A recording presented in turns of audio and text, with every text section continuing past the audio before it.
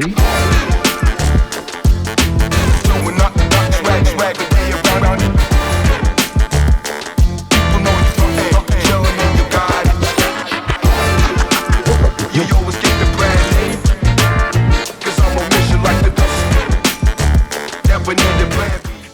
Welcome back to All Three Streets with me, Ryan Brower, and my CEO, Darren Kramer. The very first content this year that doesn't feature either Christine or Wes Blom regarding poker and sports.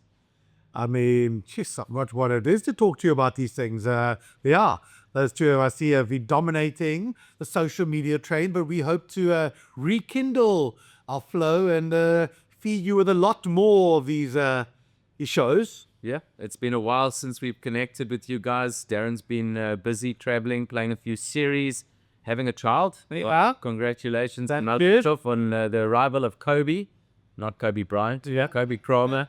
4 or 5 weeks old now? 6 weeks actually now, I think, man. Yes. You look way too fresh. Definitely got a night nurse 6 nights a week. But yeah, obviously an exciting time. Lots of things happening around the office. Lots of poker around the country. I mean, we'll touch base on the recent Times Square Sunbet Poker Tour stop. Another successful stop in the long list of Sunbet series that have taken place over the last few years. Times Square always attracts big crowds, obviously being close to Joburg and up in Gauteng. Stephen Courtney taking down the main event. Another great win for Stephen. Yeah. I mean, he's had some very good deep runs, and now getting that W, obviously a great sort of, kudos for all the hard work and effort. But yeah, that Times Square one, always get really, as you said, really good crowd. I would say that and Cape Town are their two iconic ones in the year. And it was well turned out and well received. 100%. And in the high roller, we saw a very interesting heads-up battle between Renette Shimani and Max Devison. Max obviously coming out with a win, but Renette proving that her third-place finish in Cape Town at the end of last year wasn't a fluke. She's now comfortably the top South African woman on the all-time money list on Hendon Mob, proving it wasn't just a lucky result in Cape Town. And not scared to mix it up with Max. She opted against any deals. She wanted to play for it all, which is very impressive. Shows a lot of courage against somebody with a game like Max. And then it was an interesting battle where Max just came out on top. Yeah, it was a proper grind. I think it was 4 or 5 hours long. As I said, commendable to her. She took on the challenge. She's one of, the better players in South Africa. She held her head up high. She's been being consistent results. As you said, she's our bestest women player. So she holds the play high. She's gone around the world. She's done things. And it's good to see her on home turf getting 2 really good results in a row. Absolutely. And looking ahead with some of the upcoming action currently underway, this Glendido Classic at Monte Casino. We obviously have seen some early action. The first prelim events have gone underway, but tonight is the high roller. You flying out for that? Yes, I'm literally going from the show, quickly, ducking and unpacking those bags, and off we are. I must say, it's been an insane start. Day 1A had 150 unique players playing. It's been well received. Obviously, the Monte Casino is a great venue. They've had a rip-roaring start. Some of the usual faces up there, the Rudolphs and the Maxes. I think Jared Dottin as well featured prominently. But yeah, as I said, tonight will be a big one. Should be quite a few of the guys are flying up. And let's see when we move to the next show, where I'll be giving you some good news. Absolutely. So the high roller tonight, we'll be watching Seamus Bloom and Darren Kramer flying the Pokerbet flag. And obviously the main event, day 1B, tomorrow starts. We're expecting big fields. We've got a couple of satellite winners that are heading through that have won their seats on Pokerbet. A nice brunch tomorrow to meet and greet some of our ambassadors as well. Lots of action taking place up at Monte Casino. I'll be staying in Cape Town. I didn't even have a new kid. I don't know why I'm stuck here, but you managed to get away. Definitely did the pink slip duties well. Yeah. But yeah, looking forward to seeing the action. And I think we'll see some big numbers up in the main event. Yeah, exactly. I think it'd be well received, this main event. I reckon it'll be, as you said, they might break 5-6 million. It'll be big. So look out for your favorite player. Follow. We'll be there. We'll be shooting some content, make some updates on the socials. But looking forward to blockbuster main event. Absolutely. And that's not the only action this weekend. Pokerbet's got our March Madness, 1 million rand guaranteed, taking place on Sunday. Currently plenty satellites flying, looking like a lot of interest. We're hoping to breach that 1 million rand mark quite easily again. 2,500 plus 250 entries and rebuys with a 3,000 plus 300 add-on. As usual, great structures, lots of excitement, and over 300,000 rand first prize up for grab. Who's going to take it this time? Yeah, I'm really looking forward to it. A few new names popping up for the last series. As you said, for 2750, great chance to win a big sum, 400,000. Really excited. There's a lot of opportunities. As Ryan says, you can go on the site, look at all the satellites. There'll be a lot of them popping up every night and then a lot of the afternoon over the weekend. Yeah, 100%. 440 rand entry into a satellite. You can get in for a phase for 55 rand. We got free rolls that are giving away seats into the satellites, really trying to make an opportunity for somebody to hit that dream by literally going from free roll into satellite into a big cash. These are the things that we literally live for here at the office. So come on, make our dreams come true. Yeah, we're excited, looking forward. Let's see a new name there. Yeah, it'll be good to see. There's also plenty other action coming up in April. Obviously, we're heading through Q1 in 2025. Can you believe it? April means that the World Series is just around the corner. We're going to be running a couple of Vegas package tourneys. We've already got a couple of winners that have joined Team Pokerbet. We're looking forward for our third trip to Vegas. Looking forward to literally getting a bracelet this time. We can't keep talking about need somebody to do the business. And if they aren't going to, then I might have to dust off the old video and headphones. Just do it yourself, If you ask me, if you want something done properly, do it yourself. Exactly. But yeah, we really are hoping to really grow the team. A lot of interest, people whispering, coming in from the woodworks, asking about Vegas, asking about how much it costs and how do we get there, where should we stay. If you got any questions, feel free to reach out to us via support or hit one of us up. If you're interested in joining Team Pokerbet this year, 2025 sounds like a good time to make it happen. Yeah, no, it's exciting. It's crazy how we're so far in the year. Can time not slow down? But yeah, that's the reality. Probably 10, 12 weeks or whatever away from departure. Just looking forward. As Ryan said, we're going to be selling packages as well. So if something that even interests you, you feel like you don't have to grind the satellites, but I highly recommend it. We've got 2 weekends in April where there'll be blockbuster satellites, hoping to give away 2-3 packages all the way to Vegas with us. Last year, we had a 25-man strong team. Here's the energy. It was electric. So looking forward to see some new and some old faces. But just, the time is upon us. So get on down there, log on, and see if you can make a dream to come with us. Absolutely. And I mean, what better year to try your hand at the main event of the World Series when the self-proclaimed greatest Texas Hold'em no-limit tournament player of all time, Phil Hellmuth, is not going to be playing in the main event. He's opted out at 60 years old. He says the grind is too much for him. And in fairness, it is quite a grind. I can't really comment on playing the full 8 days, but I've made it to day 4 a few times, and it is long. It's 12 hours of poker every day. And once you get down to the real business end of the tournament, it's every single day. You're in that room at 11 in the morning. You're leaving at 1 in the morning. It is a mental challenge. There's a lot that needs to go your way. And it's interesting to see the growing voices in the poker community echoing that. They think the structure's actually too good with 10,000 plus people and 2-hour levels and 60,000 chip starting stack. It's proving to be a really, really epic grind. It's a marathon.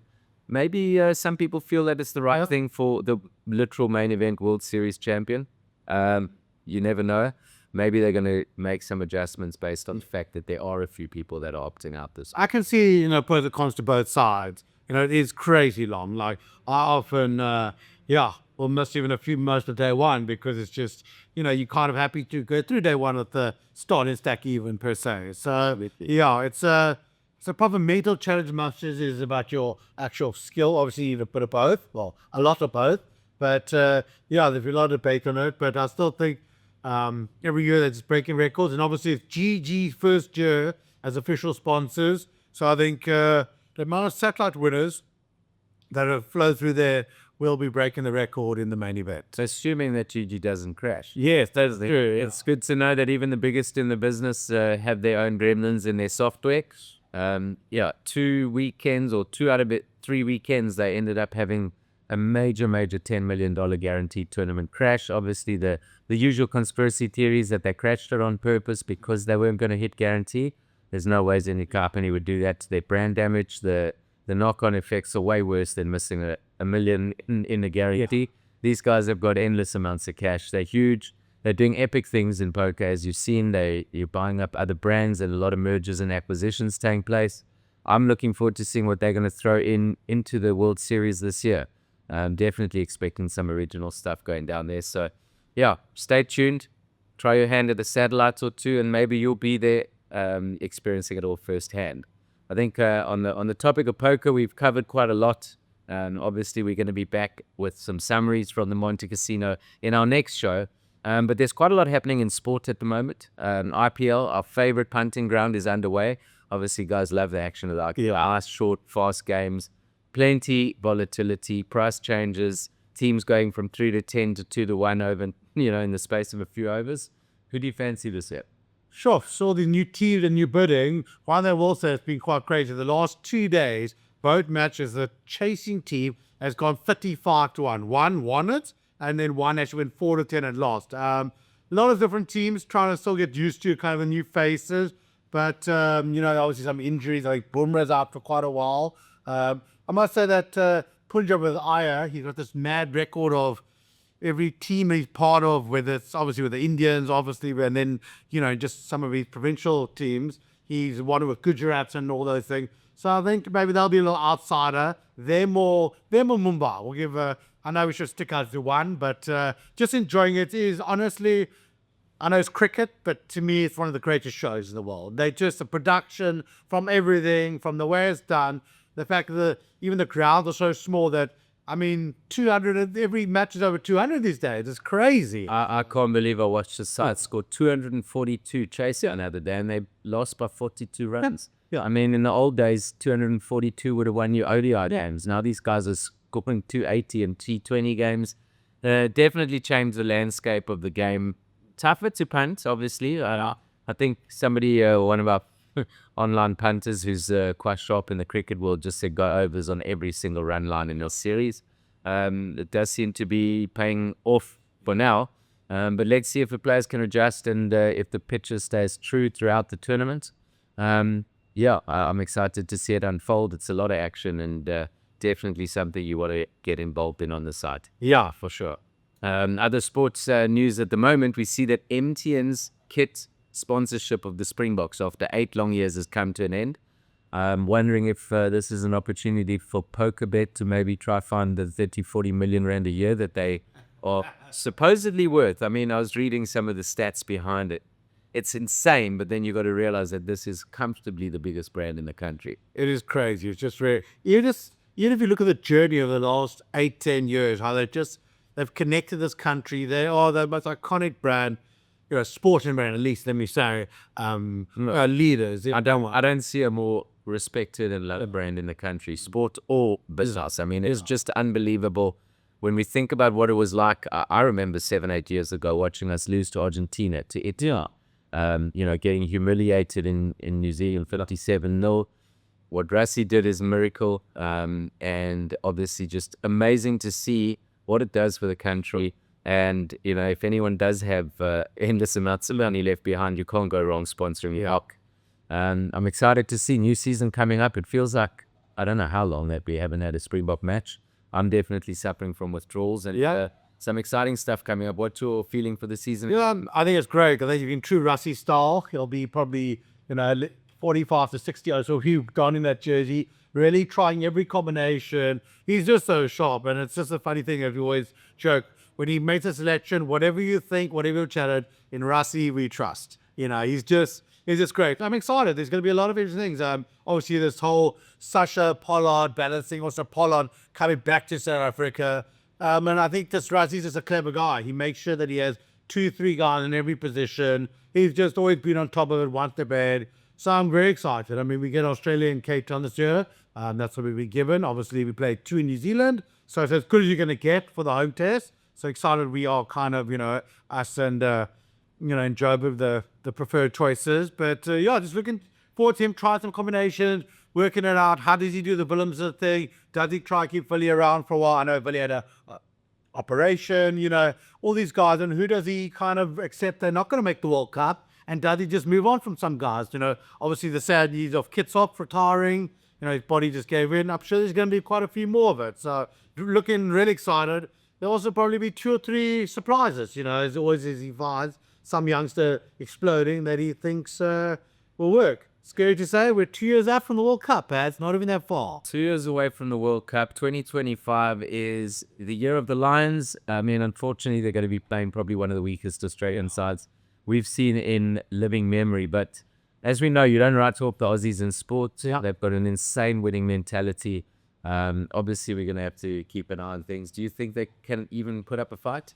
I mean, exactly as you said, I think they've shown slight improvement. I feel like as you at home, they're probably the preparing, they're working towards that.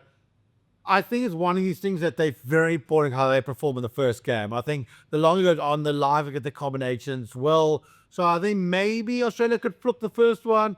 I just think the Lions generally will be too strong. I just cover a lot of positions, and there'll probably be no Welsh in there, but I think between the rest, they'll be very strong. I think the Lions will win it, but I wouldn't be surprised if Australia took one. Who's your starting 10? Oh, pretty well. It's a Finn. Which Finn is it? Well, it's Finn Russell, Finn Smith. I think it seems like they've given up on Marcus Smith at 10 in England. They want to play him at fullback, so pretty much, it's mad. We used to always say Sexton. That's the go-to, right? But I do think Finn Russell gets it. The question is, right, is he going to kick you 80%? We've always had in South Africa, trusted goal kicker, kicks you that. I think Blair Kinghorn is 15. I don't know if that helps with Finn and him playing. He's been an amazing player. I don't know what they do with Elliot Daly, if he makes or doesn't. But I think it'd be interesting to see that reliable kicker. It's just going to be that question. So obviously very important, these tests. Absolutely. And touching back on the Six Nations, we like France before the tournament. Obviously, we're interested to see where the island were sort of just falling off a bit of a dip at the moment. It does seem that way, but it was a hell of a lot closer. England definitely outperformed. I pushed it right to the last game. France had to beat Scotland to stop England from winning the Six Nations. We didn't think England would even be in with a shout. Obviously, that big upset beating France kept them in the mix. That French side is really special to watch. It's special. I'll say 2 things. One, I agree with you. England were definitely probably the most impressive side, obviously relative. Whilst we knew, we respected. Ireland got this issue. There's Sexton, and you forget, some of these players to replace an absolute, godlike career. But yeah, he was one of the iconic players in the world. There's a bit of a change in the guard. That old front row's, been around for Keane Healy and all them, been around for forever. They're changed. But yeah, exactly as you said. And I laugh though. France were extremely impressed with the last few games. And if you look here, there were 6-2 and 7-1 benches. Again, Rashi start trends and people follow. World Rugby complaining about rules, let's change it. And this, for the last 2 matches, Galti are picking 7-1. So, yeah, just another kudos to Rassi. He's the leader. The French are very impressive. They always are going to be with, with a 9 of DuPont of that level. But I think if even just overall, they're using this forward power there is very impressive. And the nice part is, if you look around World Rugby, we're probably the one guy that can always stand up to that. We can always counter. We've got that force and power.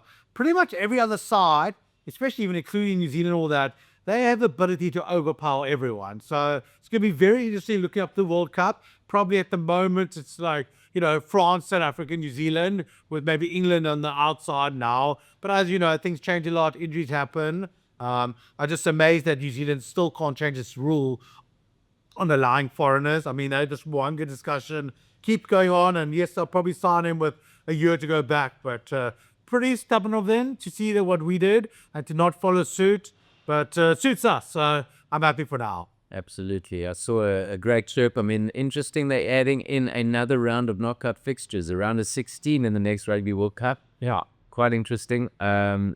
It's a lot more rugby, more toll on the body. Obviously, it extends the tournament a little bit, makes it a little bit more exciting, maybe a chance of another upset in the round of 16. I saw a great meme that said that Ireland will get locked out at last 16 now because they have never won a knockout game. And you can't really argue with that going into the next World Cup because they definitely seem to be on the decline from world number 1 and most people's favourites for the last World Cup. Going to be interesting to see with the fixtures leading up how everyone does this year because that's going to dictate the rankings and the draw. We obviously know we got the worst group possible, but that didn't stop Rassi in the last World Cup. Hopefully we'll get a better run through this year round. Yeah, Going to be interesting to watch. very. I mean, they really, World Rugby's really trying to grow the game. There's been a lot of, these Portugals. I think I saw actually Belgium were playing like Switzerland to qualify or something. Never knew either of them are very competitive. But, there's obviously these expats all over. Canada, obviously, have, quite a few South Africans there. So, yeah, they're trying to grow the game. I suppose it's good for the game. As you said, bit of a toll on the top teams on their body. Very to see. I think the Irish fans should be very disappointed. They had a very good 4-year stint of a real chance to, as you said, like that World Cup. I can put my hand up. I bet on them to beat New Zealand. They really should have gone very, very far in that World Cup. That was as good as they're going to have a chance in a section to just try and lift the World Cup. Absolutely. Ireland and South African cricket in the same WhatsApp group. I mean, we obviously had another disappointment. Everyone's hopes up, hoping that we could do the business again. And as you know, we just fell short again. Yeah, just 2 finals, but we're getting further than the semis. But yeah, it would be just really nice for all of us. I suppose we would probably swallow these 2 losses for June. Let me tell you what, as every South African listening and us two sitting, and actually quite funny to even show the value. I even had lunch with a friend today, and they're going as well from Canada. They fly to the game. We've got a few mutual friends that are going. There's a lot of South Africans actually traveling for this. The value on this game against the Aussies, to beat the Aussies, to win the Test Championship, there's a high stake. So we've lost 2. Can we just make it up on this one? Bragging rights for a long, long time. We're excited, but nervous. Absolutely. It's a miracle that the Proteas even made the final. We know what it took to get there. They had to beat quite a lot of admittedly sort of second-tier test playing nations, but they didn't really have much of a gap in no buffer, considering they sent a third choice team to New Zealand at the beginning of last year for the Betway, when the Betway 20 was on, SA20. It was a crazy side that they sent out. It got absolutely demolished, and I for one, I'll put my hand up. I'm eating humble pie. I thought that we were going to just fall off the face of the planet from there. Yeah, but we went on a run of wins and made the final, and now it's Proteas versus Australia, our sworn enemy. I had Lords, the home cricket. We want nothing more than just to celebrate Youth Day in the middle of June by taking down the mighty Aussies. Yes, so looking forward to that. As I say, we can just hope. But we're excited. Yeah. Even to show the value of Mitchell Stark and Cummins, whether they were injured or not. I mean, they both play in the IPL. They missed the last World Cup to play IPL or to play this final. So we all know the value from both sides. Now come Proteas, let's pull this one through. Yeah, and then one last thing to touch on football. I mean, it's pretty much done and dusted in the Premier League. Liverpool are going to win their 20th title, equaling Man United. It's interesting to see the developments with their squad. Arne Slot's come in and done an unbelievable job. They've obviously just won it going away. Nobody thought that they were going to. They were 7-1 at the start of the season. Salah has been unbelievable. I don't know if they're going to manage to keep hold of him. We see that Trent Alexander-Arnold looks like he's leaving now, going to Real Madrid at the end of the season. Obviously big changes. But one thing that you'll be sure of is that United will still be underwhelming next season. Another frustrating year to be a United fan. New manager, same shit. Yeah. It's really painful. But we're going to keep putting ourselves through this insanity and expecting different results, and hopefully next year will be a better year. We're still in the running for the Europa League, which could be our route into the Champions League. But all in all, I've just felt an incredibly underwhelming Premier League season. The quality of matches, the quality of teams, the rivalry. I mean, we've got 3 teams that look like they're going to be relegated, that we've known those 3 since February. We've known the winners basically since whenever City at least aren't winning it. That's probably the only good thing, because I think we all got tired over the saga, the cloud hanging over their head of their recent years of mad success. Is Pep going to stand and try turn it around? Yeah. Obviously in light of all the financial allegations. He lost Rodri, which seemingly was a huge cog in his team. Kevin De Bruyne getting on. Walker getting on. I think they're going to rebuild fast. Oof, I don't know. It's funny. Like, in the beginning, you thought it was a little blip that come back. And you actually saw that the whole thing is a whole rebuild. And a lot of them have just hit the peak. It's quite interesting. It's quite unpepped to not have planned for it. That all these guys come at the ceiling. They did go in January and did spend, who knows, 150 million, whatever they did, to try to do it. A few of the guys, Grealish, just nowhere in that. Yeah, as you said, there were a lot of teams in like weird transition. Us, Spurs are both hopeless at the moment, just to trade. Chelsea, fine, buying about 400 new players, as you said. And, there's just a lot of a lot of City obviously going through this change. So it'll be interesting to see for next season, if Salah leaves and Trent leaves, they're also going to go through a whole rebuilding. So I suppose it's who's going to quickly sort of, work with what they've got and make some key signings. But there's a lot of unknown for next season. It's exciting. I think Liverpool fans are a bit like aggrieved that, one of their guys, boyhood guys, is going on a free. I think most people would have liked him to have signed a contract, signed 70 million to the club, at least benefits. But football, it is what it is. There's big money involved. People need to make the best choices for their life. And I think Salah's obviously deciding between how much for legacy and how much to go to Saudi and make money that will literally support 15 generations after him. But, each to their own, respect them on that. But I think, as I said, there's a lot of upheaval. I've stopped trying to put expectations on United. I think first I was wanting to back them for top 6, then for top 10. Who knows where I'm going to end up, stay in the Premier League. And so I've just tampered that down, and we just, we'll see what we get with. A lot unknown. Absolutely. One last thing to touch on before we leave the world of sport and wrap up. Got to give a shout out to Bafana because they are actually looking like they're on track to qualify for the World Cup. They have been winning, multiple games in a row in their qualification rounds. And it's exciting to not only support the Proteas and the Rub the Box, but to have Bafana actually mixing it up and not being an embarrassment that they were for a large period of time over the past decade. I'm excited to see them go all the way and hopefully see them line up at the start of the next FIFA World Cup, which I think includes more countries in the world than there actually are. I think they're on 48 now. I mean, it's crazy. I literally, so just show a piece of paper that you have a professional soccer team locally and you get in. But excited that we're going to get there on merit. Looks like to be very impressive. I think we won away last night.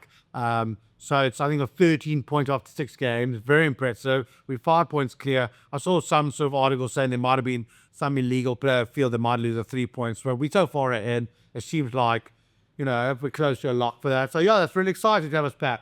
Gone through a little bit of, turmoil with Bafana. But, excited to see us go. Maybe, we can get a good team together, put some prize, get a little quarter-final run. Be great for the chaos of, of the people who had to endure the pain that Bafana put us through. Absolutely. I think that's all for us this week. You obviously got to get on a plane to Monte Casino. Good luck to you and the rest of the Pokerbet team. Hopefully somebody takes it down. And we'll be obviously back with you guys sharing some of the summaries of that and more exciting action.